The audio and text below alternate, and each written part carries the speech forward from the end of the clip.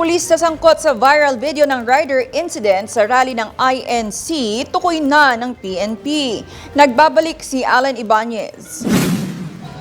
Natukoy na ng pambansang pulisya ang pagkakakilanlan ng pulis na sangkot sa isang viral video kung saan hindi umano na protektahan nito ang isang rider sa kasagsagan ng rally ng Iglesia ni Cristo noong Martes. Kasunod dito ng kahilingan ni Senator Raffy Tulfo na matukoy ang mga sangkot sa komprontasyon kung saan pinalibutan ng mga rallyista ang rider, hinablot ang susi nito, sinigawan at pinagbantaan. Nauna nang sinabi ni Senator Tulfo na dapat sumailalim sa retraining ang pulis dahil sa kabiguan umano nito ipagtanggol ang naturang rider. Nakadestino ang pulis sa District Mobile Force Battalion ng Quezon City Police District at inilipat muna sa Office of the District Personnel and Records Management Division. Inalis siya sa pwesto habang nagsasagawa ng investigasyon ukol sa insidente. Kukunin din ng pulisya ang lahat ng pahayag ng mga sangkot, kabilang na ang pulis at mga rallyista na nakita sa video upang malaman ang buong pangyayari.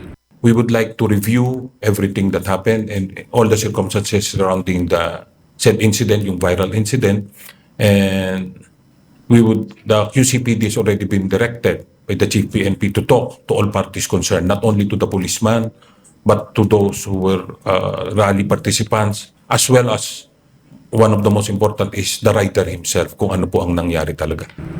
Ayon pa sa PNP, kanila ring tutukuyin kung sino ang nag-post ng buong video sa social media upang makita ang buong nangyari dahil ang lumabas sa social media ay splice video na o putol na kuha ng buong pangyayari. Nauna nang sinabi ni Senator Tulfo na dapat sumailalim sa retraining ang pulis dahil sa kabiguan umano nito na may pagtanggol ang rider. Paliwanag pa ng pambansang pulisya, kanilang iginagalang at isinasaalang-alang ang retraining kung ito ang maging resulta ng isinasagawang investigasyon ng pulisya. Mula sa Kampo Krami, ako si Alan Ibanez Nagulat para sa DATV News.